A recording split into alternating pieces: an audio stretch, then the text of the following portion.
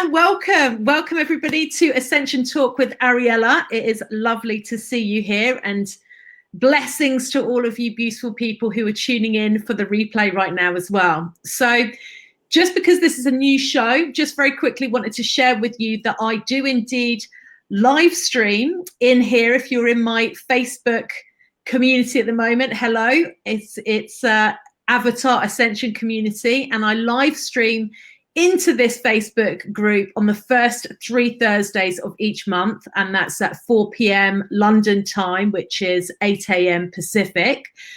So please, if you're watching this back on replay, and if you'd like to tune into more Ascension Talks with Ariella, and if you'd like to hear me interview more incredible people, and I'm super excited about who I've got for you today, by the way, then please do join my Facebook group, and you will be able to catch up on all of the latest shows, and you will also be able to ask any questions that you have about Ascension and all topics relating to Ascension, evolution, magic, creation. We love all of these questions. So this week, I am absolutely delighted to be joined by Sally Griffyn, who is one of my new favorite people. I have to say, I'm really enjoying my connection with Sally, and I'm really looking forward to sharing her wisdom and her light with you today, because she is a very, very interesting lady indeed, as you will shortly find out. So Sally she's a fellow Brit. She's the founder of Millionaire Yogi coaching. She's also a high priestess. She's a classic witch, which I love, as well as being an entrepreneur who is trained in Celtic healing and traditions. So she's pretty awesome. And today we're going to be talking to you about how to increase your influence, because we know that all of you watching this live and on replay are here to change the world. So we're going to be talking about how you can increase your influence so that you can be a world change maker. Sally, a very, very warm welcome to the show. Oh, it's so great. It's mutual. I love you too. We're just getting to know each other, and we just really, really like each other a lot. So, yeah, I have a feeling we'll be collaborating for a long time. Oh, I hope so. I absolutely hope so. You know, when you just get, look, the viewers will know this, you just get a click with somebody. That's what's happened to us. So. We clicked. We clicked. Yeah. Cool. So I would love, Sally, can you just start off by telling the viewers a little bit about your background, because you are an incredibly interesting lady. So, and also I'm really interested to hear the story. How did you leave the 9 to 5 and become this incredible global influencer that you are today? Well, thank you. I mean, I think I was looking always for models like myself in the world. And when I was growing up, I didn't have them.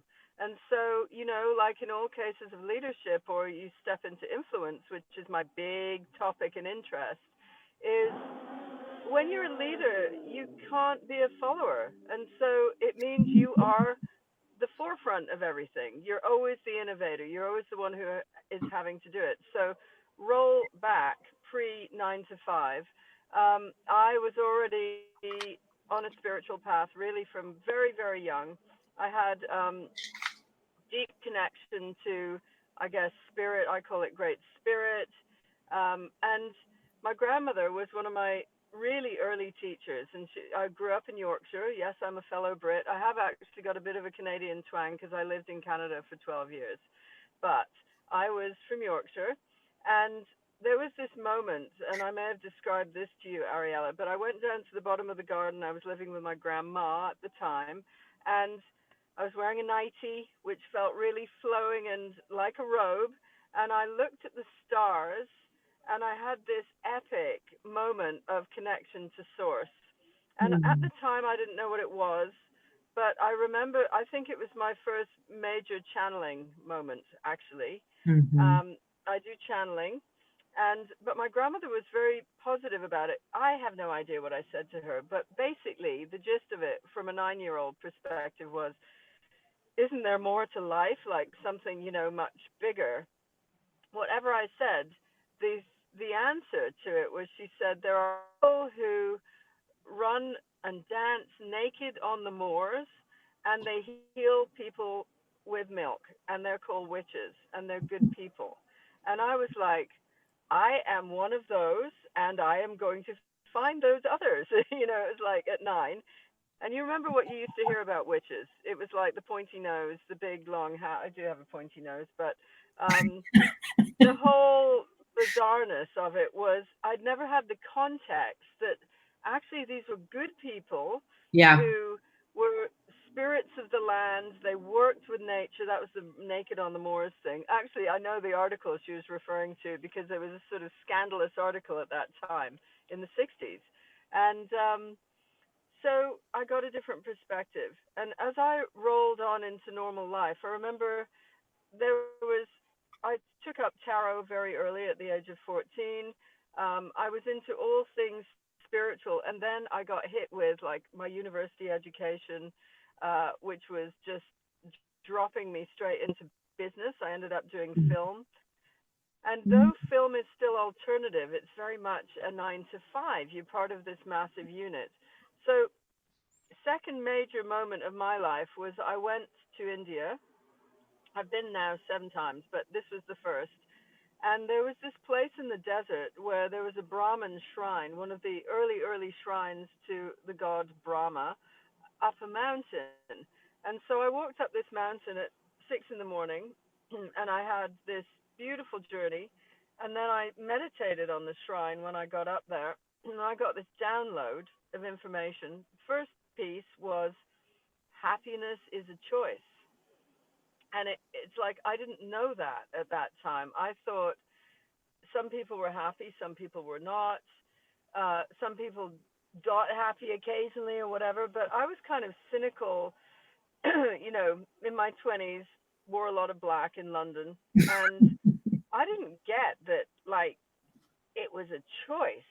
And then the second piece of the information came down, and it was like, and you'll never be happy doing 9 to 5. And it was like, oh, right.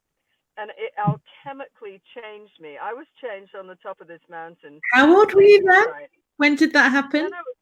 I think I was about 20. It must have been 5, I think, 25. So even before your Saturn returns, right? Yeah, that even was before my Saturn return. Mm. And so I walked down the mountain differently. I was a different person. I felt alchemically shifted. And then I found that they'd given my job away in the film production unit that I was going back to. And of course I was irritated at the time, but then I also saw it as a great gift and opportunity that, like, the universe had moved something out of the way. And what I started right in that moment, right there, was I realized I want a simple life. And a simple life is not doing an office job, which kills me. I can't stand the energy of it. Mm-hmm. But also a simple life, actually, the way now I teach clients is, what is the source of your happiness? And often it really is the things like, I want to do yoga, I want to go for a walk, I want to have a matcha latte. How can you do that if you're encased in this corporate environment? So even though at that time I didn't have any money, I was a student, I was young. I love that, by the way, that the source of your happiness. I love that. What is the source of your happiness? That's a great question for to contemplate and meditate on. And I know there's some people who are watching this. I mean, that's just an awesome. Maybe the people who are watching this could actually type in, what is the source of your happiness? Because we can see your comments here. That would be very cool to see. That's a great question. Sorry to interrupt. No problem. But I mean, actually, it was my formula. That was the formula that dropped from the sky, from the mountain. So I started working on many forms of how to create happiness in your life. That was it. That was the key nugget for me. And then roll on. I ended up, finding the witches, training with the witches, found the good ones, trained in all sorts of healing mechanisms and methods and energy movement. And then, you know, in Wicca, you can do something where you could stay a baby witch for the rest of your life and be like, it's an initiatory path. So, you know, when you do first degree, you often work with the concept of the goddess. So it's all the divine feminine and mama's going to look after you, and you can stay a baby witch. But if you want to go further up the rung, or you feel called to it, which I did, it's a life of service, and that is the God. So in Wicca, you always have the divine, even though ultimately we believe there is one source, but it must be represented in male and female. Mm-hmm. It cannot be necessary to translate it to, like, we spend the, you know, Christian communities spend their whole lives having to go, well, God, which really means goddess also, but, you know, blah, blah, blah, blah, blah. But actually, oh, man, which really means woman, blah, blah, blah, blah, blah. In Wicca, what works for me in Wicca is that, no, it's explicit. It's like men and women, God, goddess, we are divine. It comes from source, which is one, but at that state, when it's one, there is no gender. And so that was a really big piece for me as well. And then I guess rolling on, I've felt very compelled to sit with tribal leaders around the world. I've done a lot of traveling. And even though I'm a nice, shiny, blonde, white girl from Yorkshire, I sit with many colors. And that is a big part. It is a big piece for me of I'm fascinated by difference. And what I notice is that actually we are not different. You know, I've sat with Amazonian tribal leaders, African, Indian, you name it, pretty much. I have made a point of going there and sitting with them. And I've never, ever had any problem traveling to remote parts, including places like Kashmir, war-torn Kashmir, with, you know, Muslim communities. I've always been treated really well. And so I've learned these ingredients of a world culture of tribal knowledge, if you like. And I wanted to bring that into being. So source is the, you know, what makes you happy. Then I have a lot of people coming to me from different cultures, like currently right now. What are you doing now? Yeah. What is how are you serving now? How are you called to serve now? Literally as a spiritual business coach. So, and the other chunk of my life is I got very, very turned on by business in a weird way. I ended up taking one business from 0 to 7 million in London doing property. Wow. Without knowing anything about property. And how I did that was because I reached out to a coach. So guess what? Now I'm a coach.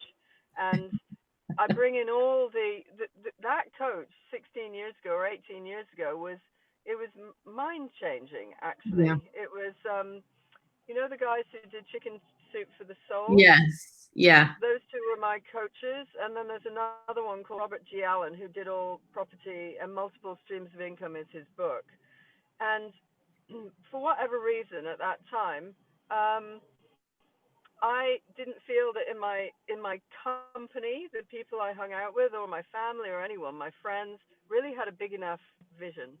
They're lovely, lovely people who I love, but they don't take me to this next level. And so by reaching out and working with top coaches, you know, I was able to do some extraordinary things. And it's become now, it's my time of teaching. So that's the service. It's going back to, you know, the Wiccan concept of like, yes, I am a high priestess. It's a great name, isn't it? But it means I also... It's a great name. Yeah. It suits you as well. Serving. Great.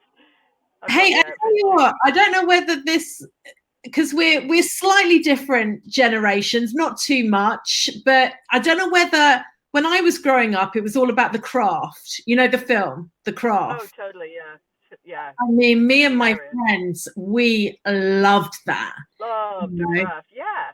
I thought there was a lot of good things in it, actually, except, of course, at the end, you know, there has to be some sinister aspect to it rather than they were cool and it worked. Yeah, totally. It wasn't a nice ending, but that really, that was an activation for me, watching that, you know. And we were all going out the next day and buying all these witch books and spell books and all the rest of it. And do you remember Bewitched? Like, I bet I a did. lot Well, of of the course. Americans would. Oh, You know? absolutely. And my birth name was Samantha. I was given that Oh, name great. at birth. And guess who it was called? Guess who my mum called me? So yeah. Really? Oh, wonderful. Yeah. I loved her. I loved that show, and I saw it as replay. So, you know, I'm like your older sister, but actually Samantha Yeah. was. It was not my generation. It was a little bit, you know, It before was me, but more we my saw mum. all the Yeah. replays. Yeah, Yeah. but Well, I just loved her. me too. Yeah, me too. So let's talk about influence. So Yeah. perhaps let's start here. Why is influence so important? Well, I mean, I have been fascinated, you know, by leadership, and when I started looking more and more at leadership, you can have people who are just literally the head of a corporate entity, and it's not very interesting. They have some skill sets and that. Then you've got people who are like Nelson Mandela, really interesting leaders. But when I started to really look at this piece, which is just a fascination for me, what I noticed is that some of the most interesting ones, like Nelson Mandela is a great example. For 20 years, he was locked away in prison, and he's a peacekeeper. That's who he is, really. But he couldn't take the stage as a leader, but his influence was felt incredibly potently coming out his words, that which was smuggled out through prison and then through his wife Winnie. We were influenced by him, and he was really the figurehead of the anti-apartheid movement. So I would call him, yes, he's a leader. He took the leadership stage later on when he was released, but he was an influencer. And I've made it a bit of a, you know, a study now, if you like. There's two sides to influence. One is that even in the witchy healer world, or even what you do, ascension work, there is an idea that you can influence. It's like whispering ideas into the universe to alter the outcome. That we are not just confined by destiny. There's going to be an aspect there's an aspect which is my destiny, but that we can have an influence on our destiny, right? In other words, you don't just take a bad situation and lump it, and that's it. You have No. no choice. So But don't we influence create really, our destiny? So you would also say we as we create did too. destiny, right? Yes. Yeah. So it's an interesting model because you create your destiny. I believe you choose your parents before you've landed. You know, you arrive, and then within it, there's also still choice. There's also still influence that's active, and so it's many flows. And I think if you look at the root of the word influence, it has to do with a flow. So what I'm interested in now is legacy work is one of the big pieces which I work with people. So I coach people, and I coach people to have quantum leaps in their business. And we're talking like the two influences that I'm interested in are, one is literally your influence on the world. So it could be, let's consider legacy. If you look at the end of your life, last day on earth, you had a good life, and you look back and you just think, was there that little thing that I didn't actually step up and do, which I could have caused a whole, you know, left the planet a better place? That to me is of great interest. And Mm-hmm. actually, I don't work with straight business folk. You know, I have some who come to me and say, can we create like an accountancy business and make shitloads of money? And I'm like, I'm not the right coach for you, actually. It's Yeah. like I could do that, but I would find that boring. It But if doesn't float you your have, boat. No, I get that. not at all.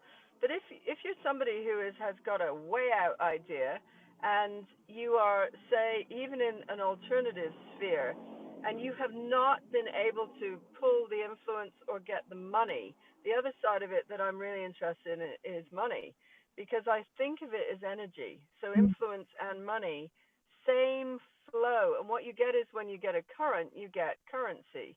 Mm. So I work with people who want to actually make millions, Mm-hmm. because when we put money in the hands of the good guys, then we Absolutely. can really shift this planet. And Absolutely. that's big interest to me. So I sort of work with people and cause quantum shifts in them, you know.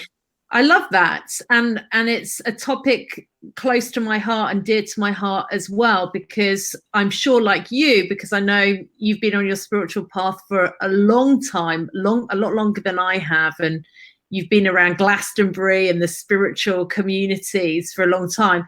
Yeah, Yeah. it's like it does it break my heart? I'm not sure whether that it frustrates me. Let's say that it frustrates me that there is this belief system in spirituality that is not, that money does not mix with spirituality. Right. And Glastonbury just as well as I do. We both love it. And for the viewers, if you've never visited Glastonbury, you must go, because it's just an incredible sacred land, and it's really, it will, super potent. it's love it. very potent. Love it.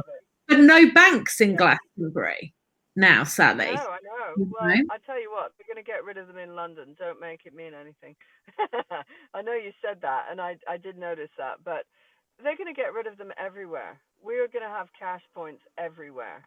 And it's just the state of the way the world is moving at rapid speed. We're going to have, no physical money at some point. We'll have a small phone like a credit card, which has HD movie facilities, and it has the ability to do everything to do with identity and buying and selling. But we won't have banks, and we won't that's have a futuristic model. I'm not sure that Glastonbury was quite thinking along those lines. But I mean, what do you say to, how can, in your opinion, does spirituality and money mix, and why should it mix? And, what are we to do with this money? Well, let's put it this way. I think a key question for anybody who is working in spiritual models, and I work with a lot of yogis. The reason that my name is Yogi on one side, because it describes an ethical way of life. Of when I put millionaire, the word, and yogi together, I'm describing, one is a term of abundance, which is finance, which I work with, but the other is, I'm an ethical, peace-loving yogi, and I've been, I used to be a yoga teacher for years. I still am, but I just don't do it anymore. And yoga is the basis and foundation of my happy life. And it makes me treat people well, and it's compassionate. So I hear this all the time in the yoga world, like, how can we make any money? And, we could only charge a certain amount for this. And I'm like, that's because you don't have a super niche. You're just doing a yoga, you're a yoga teacher. There's not going to be much of a breakthrough in that for healers and whatever if they just stick to one form of identity. But if you can start to bring in some other things, and it really will be, like, I have a meditation that I do with people. The first thing I do when I work with any client is I want to find out what their super niche is, even if they think they know it. Often they have half of it, right? Yeah. And it will give you the ingredients, excuse me, to map out a way that you could have such, not even a niche, not even like, yoga is not a niche, but imagine if you were doing pregnancy yoga. That's a niche. But if you did pregnancy yoga with healing oils at every moon, that's a super niche. And, nice. The thing about that particular aspect is that you're still playing small with that. So you'd have to bring in some other elements, right? Part of it is self-worth. So though I am a yoga teacher, the retreats I now run, the piece that makes them expensive, or the money piece, is because I can guarantee that you will have quantum shifts in your being and business by working with me. Now, yoga, I could have said, well, we'll do a class together and you'll feel good, at the end of it. Yeah. And there's only so much that you can add into that, unless it's a high-end retreat, But so what people in the spiritual world need to look is for that piece that they can put high value on to increase their prices. And I think the big question to ask yourself is, look, we have all these movies that you see, and who are the bad guys? They're like the bankers. They're the people who are destroying the planet. You know, we can't name that many of them, but you can imagine who they are. These world leaders who really trash the arts and the environment and the indigenous, who are some of my best friends. Well, if we can get the money back to the spiritual healers and people who are doing like really enlightening work for this golden age that we're stepping into, and to be clear, we will not be there because, you know, I'll be dead before the spiritual age We will arrives. do that. Yeah, it's going to take a while. It's going to take But a we while need more than this, we think we yeah. will. And this right now is the value shift. This Yeah. is the beginning of the golden age question, that if I wanted to see the money in the hands of the best people, who would I want to give them to?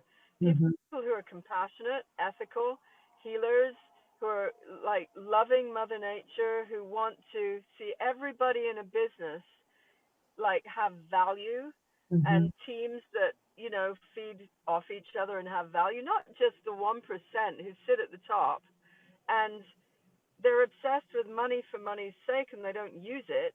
They just sit on it.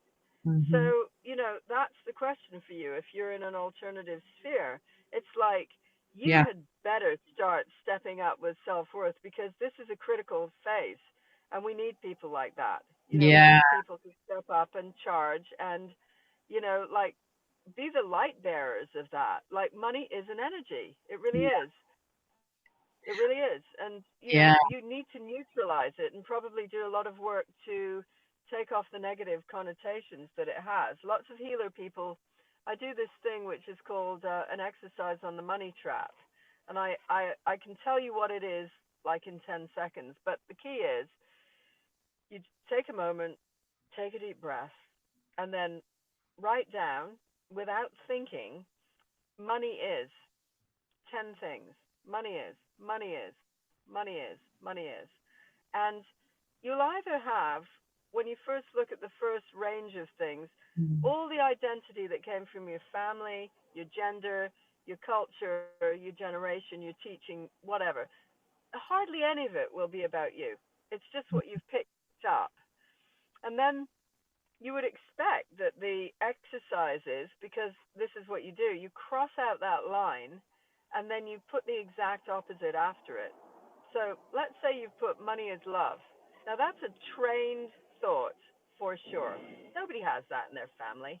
We have like, you know, in my family it was like all rich people are assholes, you know, because my family are academics, but business people are assholes kind of thing. So Yeah. they would have to cross that out and they would get business people are angels. And what you do is with this list, when you've done that 10 times on each, you look at it and you notice that both are true. Both are true. Money is the root of all evil. Money is the root of all good. Money is love. Money is hate.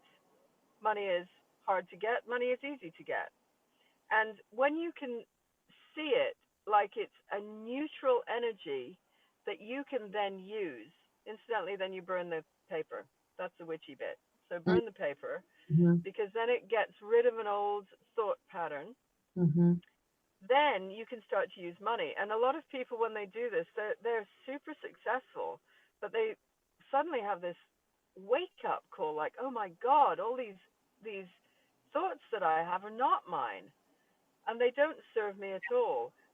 And then you can start to use money like money is the current of all healing. Money is the, you know, that's how I work with it. Money is going to heal the world. Get the money to the right people. We will have like an evolution, you know, of well-being. Yeah, it's coming. It's happening. So many of us are stepping forwards now, and so many more need to step forwards as well. But I absolutely believe that it's coming.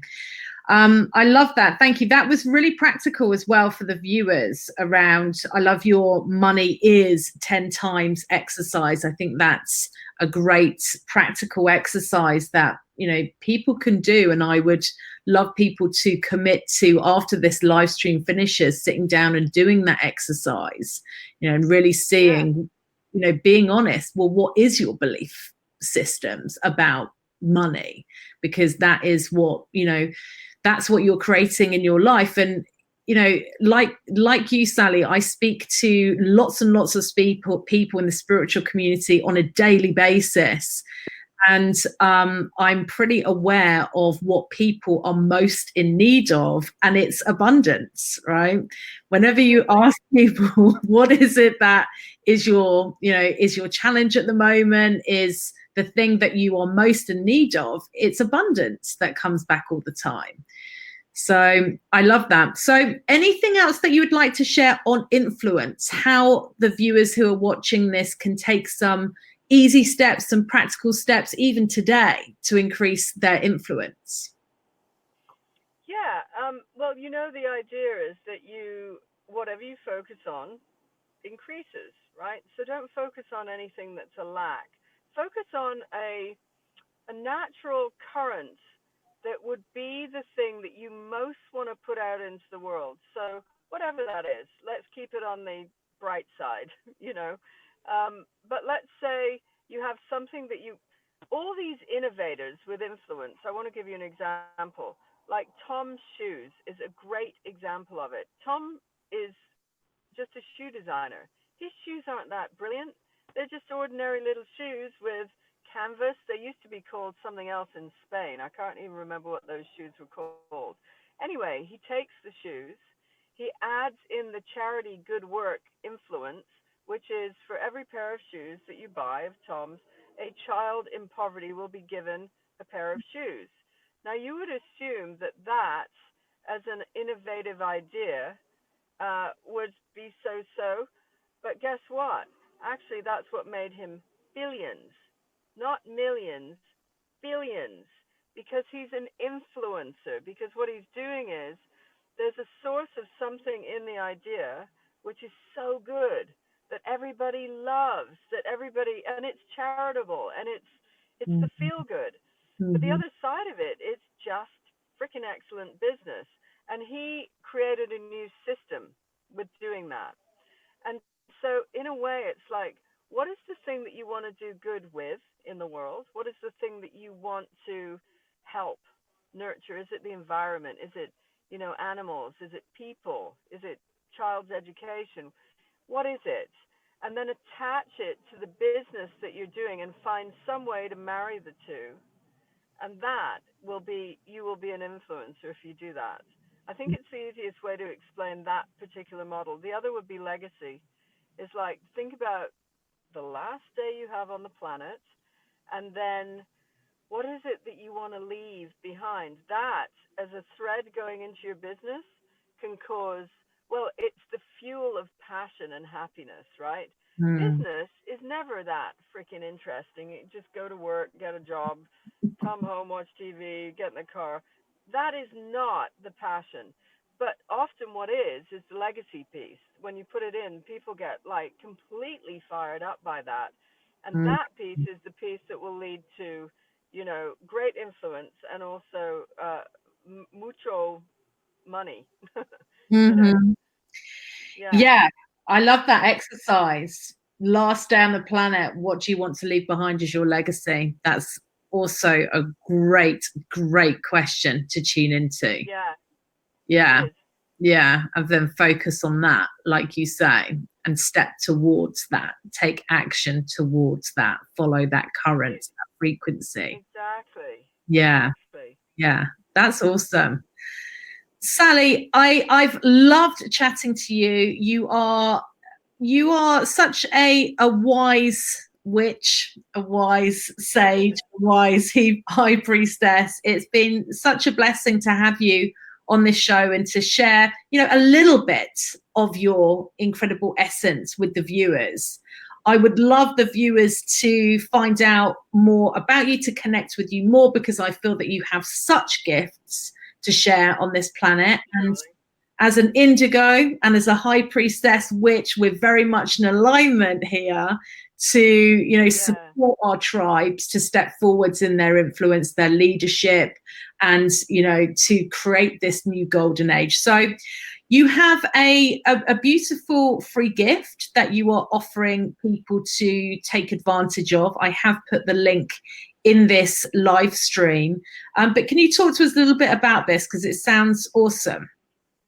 Yeah, this is like, you know, I've just talked about two aspects of influence in business, right? But the technique that I've put there is an energetic technique. So it's a video that you will be able to manifest a level of influence, like literally from doing, because all the work I do is energy work, literally from watching this and going through the process, you will, in that moment, never be the same. You will have manifested influence literally into your life. Ah! Sorry, on your business. I just dropped the phone. Literally. There's so much energy. And it will help you send it out and maximize it in your life. So it's like a little bit of a, it's like, you know, increasing a flame, shall we say, so that you are making a raging fire. And this is how I do a lot of work to lead people. You don't need to know how. You just need to follow a process of shifting energy in yourself, and then suddenly you have remarkable results. And so it's one of those kind of techniques. I highly recommend it. I do these things all the time, and they just work, you know. So it's you call them manifestations, right? Which are guided meditations, manifestations on how to create and influence. This is how to increase your influence, yeah? Increase your influence in the world, yeah, or in your business. And yes, and they're not meditations where shut your eyes and stare at a wall or nothing. It's not that kind of work. It's much more shamanic than that. So you will have guided visions. I give you key symbols which are going to shift something in you. And also, when I do it, a little bit like when you're doing it, I am a channeler. So I'm asking for great help to come in at the time to help you. And therefore, even if it's on a video, you will get the same energy hit as if you were with me and with the guides. That's great. I love that. So please do click on the link. If you're watching this live, then I've put it in the top of the live stream. If not, it's in the email, which I'm sending out on the replay. We've got a comment here from a viewer. Thank you so much, Sally. I need a new job. So it sounds like the manifestation, the guided manifestation is going to support you with that. That will help. It really will. Yeah. And you can always, your viewers can always get in touch with me in my private Facebook group. It's a business group. It's called When Business is Pleasure. And that's how I live my life. Business and pleasure, there's no difference. And you can ask me questions there and I'll get back to you. Well, it has been an absolute pleasure having you on this show. Thank you so much, Sally. Thank you for having me. Yeah, and really. You shared. It's been a really amazing conversation. And thank you to everybody who has tuned in live. Thank you to everybody who's watching this back on replay. And I look forward to seeing you. Well, next week we have in Ascension Talk with Ariella, I believe that I am joined by an incredible astrologer next week. So Debbie Frank, who is a royal astrologer. In fact, she was Princess Diana's astrologer. So, and yeah, she's a very super interesting lady. So that is happening next week at 4 p.m. London, 8 a.m. Pacific. Again, you need to be in the Facebook group, and we do very much welcome your questions as well. So please, you know, jump in on the live and ask any questions. We're happy to answer those for you. And just thank you again. Thank you to Sally Griffyn. You are my new absolute, well, favorite witch for sure. Thank you, darling, and you're my favorite Ascension guide. So we will be talking. Ascension magician. So we're a match. Magician, even. We are a match. Fabulous. Bring it on. And I'll be speaking to you soon. I hope everybody has a wonderful, beautiful day. Yeah. Thank you so much. Bye for now.